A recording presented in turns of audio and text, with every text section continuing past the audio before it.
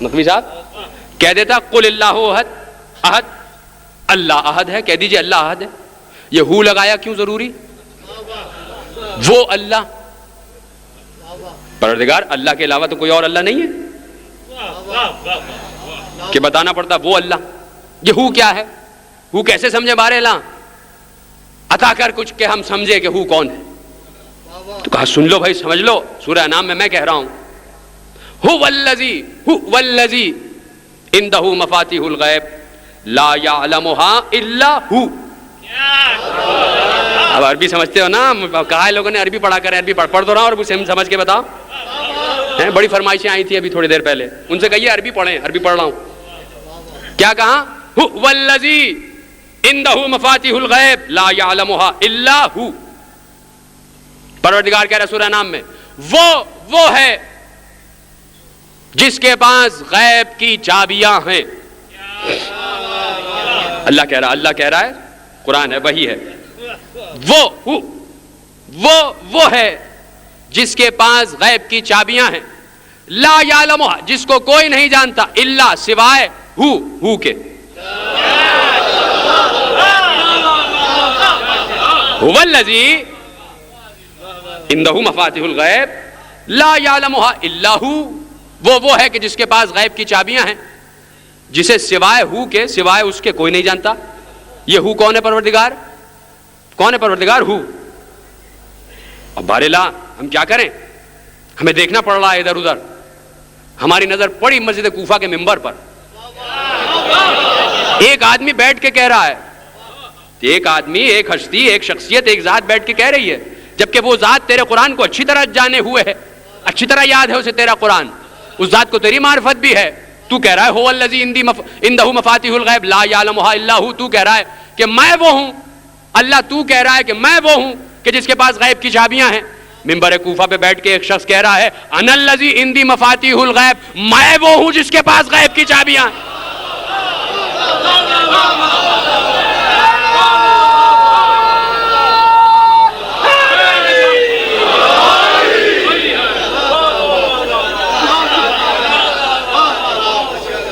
بارلا اب کیسے پہچانے؟ کہا یہی تو پہچان ہے، یہی تو میزان ہے. میں سمجھتا ہوں ان دونوں کو، یہ دونوں سمجھتے ہیں مجھے.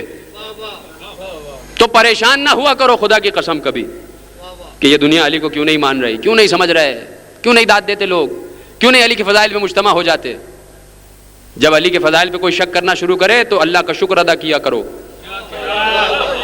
عجیب جملہ میں نے کہہ دیا کہ جب کوئی علی کے فضائل پر شک کرے کہ نہیں صاحب یہ بات سمجھ میں نہیں آتی، کیسے علی ایک جگہ ایک وقت میں 40 جگہ، کیسے علی پرواز کر رہے ہیں، کیسے علی سب سن رہے ہیں، ہمیں سمجھ میں نہیں آتا.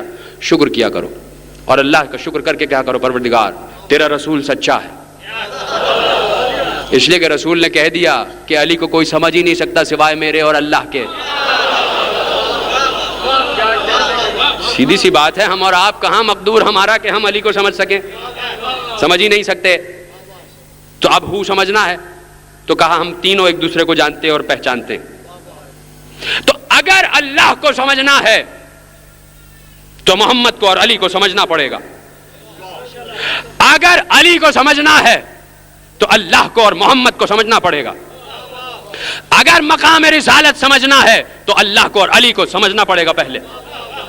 اگر مقام رسالت امت مسلمہ سمجھنا چاہتی ہے تو آئے علی کے دروازے پر اور ہاتھ جوڑ کے عرض کرے یا علی پروردگار کا رسول کیسا تھا، کیسے چلتا پھرتا تھا، کیسے بات کرتا تھا، کیسے آمنہ کی گود میں یہ چاند اترا، کیا معجزات تھے. یا علی ان کے اجداد کیسے تھے.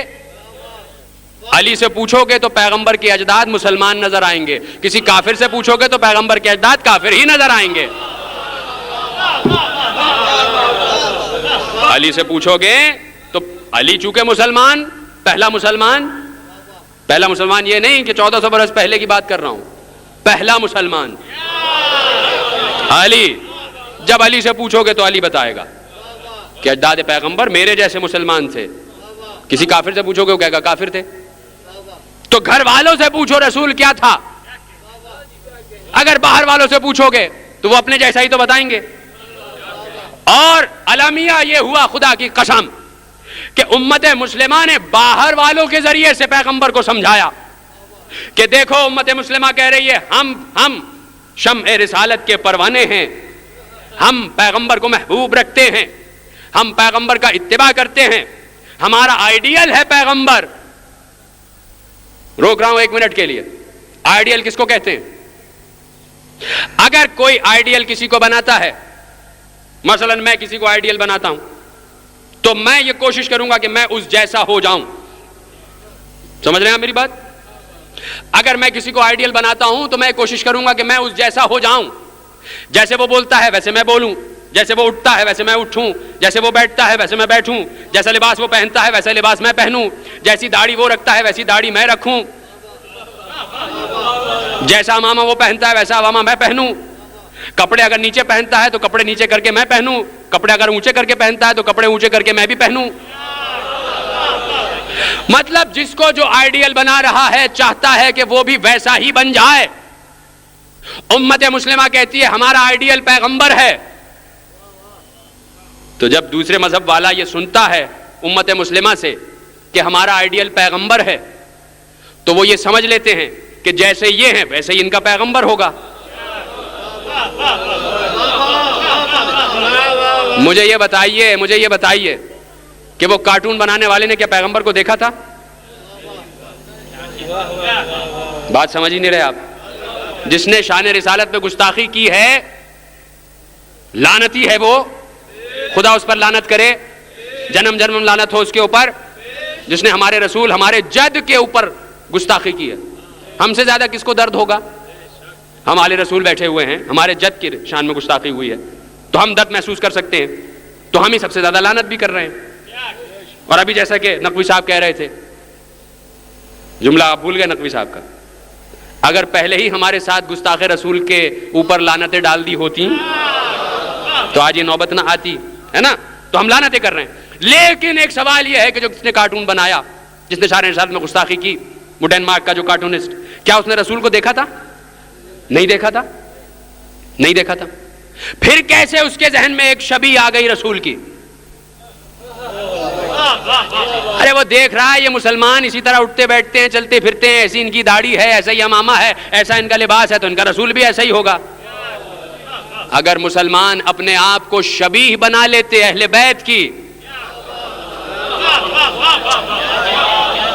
اگر گھر والوں کی شبیہ بنا لیتے، اگر علی سے پوچھ لیتے کہ پیغمبر کی شبیہ کیا تھی، پیغمبر کی شکل کیا تھی، پیغمبر کے شمائل کیا تھے، پیغمبر کی رفتار کیا تھی، آیا ایک شخص، مثال موجود ہے، ایسا نہیں ہے کہ دلیل کہیں نہ ملے، ایک شخص آیا، اور روم سے ایک شخص آیا اور وہ بہت بڑا آرٹسٹ تھا، وہ آیا مدینے میں داخل ہوا بعد پیغمبر، اس نے ایک ایک سے پوچھا میں بہت بڑا آرٹسٹ ہوں روم کا، اور میں اپنی زندگی کا شاہکار ایک تصویر بنانا چاہتا ہوں، اور میں نے تمہارے پیغمبر کے حسن کے چرچے سنے ہیں، میں چاہتا ہوں تمہارے پیغمبر کی شبیہ بناؤں، تصویر بناؤں۔ میرے ذہن میں شبیہ محفوظ تو ہے، ایک خاکہ تو ہے، لیکن میں ایک مقام پر اٹک چکا ہوں، اور وہ مقام یہ ہے کہ مجھے نہیں پتا چل رہا کہ تمہارے رسول کے دونوں بھویں ملی ہوئی تھیں یا بیچ میں فاصلہ تھا۔ تم میں سے کوئی ہے جو مجھے یہ بتائے کہ رسول کی دونوں بھویں ابرو ملے ہوئے تھے یا بیچ میں خلا تھا، بیچ کا جو یہ حصہ ہوتا ہے؟ اس نے کہا میں نہیں سمجھ پا رہا کہ یہ دونوں حصے ملے ہوئے تھے یا الگ الگ تھے۔ ایک صاحب سے پوچھا، کہا بھائی تم بتاؤ، کہا مجھ سے پوچھتا ہے؟ ہیبت رسول، روب رسول، جلال رسول یہ تھا کہ ہم تو پیغمبر کے چہرے کی طرف دیکھ ہی نہیں سکتے تھے، ہم کیسے بتائیں؟ دوسرے صاحب کے پاس گئے، کہا تم بتا دو، کہا ہم بھی نہیں دیکھ پاتے تھے پیغمبر کے چہرے کی طرف، اس لیے کہ پیغمبر نے کبھی یہ کہا ہی نہیں کہ میرے چہرے کو دیکھنا عبادت ہے۔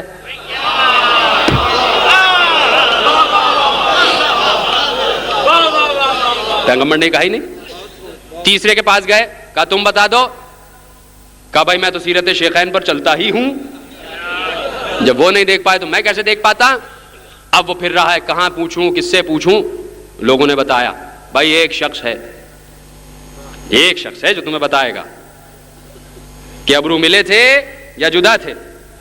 اور لوگوں نے کہا دیکھو اس سے پوچھنے کی ضرورت بھی نہیں ہے، علی کی شکل دیکھ لینا جا کے، بس علی کا چہرہ دیکھ لینا، بس وہی ہے شبیہ رسول۔ تو اگر علی کو دیکھا ہوتا امت مسلمہ نے تو آج کسی کی جرت نہیں تھی کہ کارٹون بنا سکتا. تم نے اپنے کو ایسا بنا لیا کہ اس نے سمجھا یہی ہوگا رسول, ایسا ہی ہوگا ان کا رسول, یہ رسول رسول رسول رسول یا رسول اللہ کہتے رہتے ہیں اور اس طرح کی شبیہ بنے ہوئے ہیں تو ایسا ہی ہوگا ان کا رسول. تو خدا کے لیے مکتب اہل بیت گھر والوں سے پوچھو. میرے متعلق آپ کوئی معلومات جاننا چاہیں گے تو کیا میرے دوستوں سے پوچھیں گے, یہ کب پیدا ہوئے, انہوں نے کون سے اسکول سے پرائمری کیا, انہوں نے کون سے اسکول سے سیکنڈری کیا, انہوں نے کون سے اسکول سے انٹر کیا, انہوں نے کون سے یونیورسٹی سے گریجویشن پاس کیا, انہوں نے کہاں سے پی ایچ ڈی کیا ہے. باہر والوں سے پوچھیں گے بھائی, گھر والوں سے پوچھیں گے, ماں سے پوچھیں گے, باپ سے پوچھیں گے, بھائی سے پوچھیں گے, بیٹوں سے پوچھیں گے, تب تو صحیح معلومات ہوں گی نا. باہر والا تو جب سے دیکھ رہا ہے تب سے بتائے گا, وہ تو جب سے ملاقاتی بنا ہے, جب سے آیا ہے در پیغمبر پر تب سے بتائے گا. اور وہ کوشش یہی کرے گا کہ میں پیغمبر کی ابتدا تب سے ہی بتاؤں کہ جب میں ملا بس تبھی سے وہ نبی تھے, ہے نا. علی بتا رہا ہے کہ پیغمبر اس وقت سے رسول تھا. یا علی آپ کو کیسے معلوم کہ پیغمبر اس وقت سے رسول تھا؟ کیا آپ اس وقت سے دیکھ رہے ہیں رسول کو؟ کیا آپ اس وقت سے گواہ ہیں؟ تو اگر در اہل بیت پر آ جائے امت مسلمہ تو یہ در کسی کو خالی ہاتھ نہیں بھیجتا. بہت سے در ہیں, اور ایک وہ در ہے جہاں کوئی سوال ہی نہ گیا, ایک یہ در ہے کہ سائل کبھی خالی نہ گیا. یہاں سے کوئی سائل خالی ہاتھ جاتا ہی نہیں. تو اب چلا سلسلہ, عالم ارواح سے سلسلہ چلا. تو اب جب پیغمبر کو دیکھا اور نور پیغمبر پر نظر پڑی تو اللہ نے کہا, عرض کر رہا تھا, چاہتا ہوں دوبارہ دوہرا دوں ولایت کی منزل پر, اگر آپ کے اذہان متوجہ ہیں مجھے آگے بڑھنا ہے کہ ولایت کیا ہے اور ولایت کیوں ضروری ہے اور کس وقت سے ولایت کو ضروری جانا ہے اللہ نے, جب اس کی لاشریکیت پر بن گئی. عرض کر رہا ہوں, جب اس نے نور پیغمبر آیا, تخلیق ہوا, خلق ہوا, تو اس نے کہا کہ دیکھو میں چھپا ہوا خزانہ تھا, میں نے چاہا کہ میری معرفت ہو, میں پہچانا جاؤں, تو اے میرے رسول میں نے تم کو خلق کیا.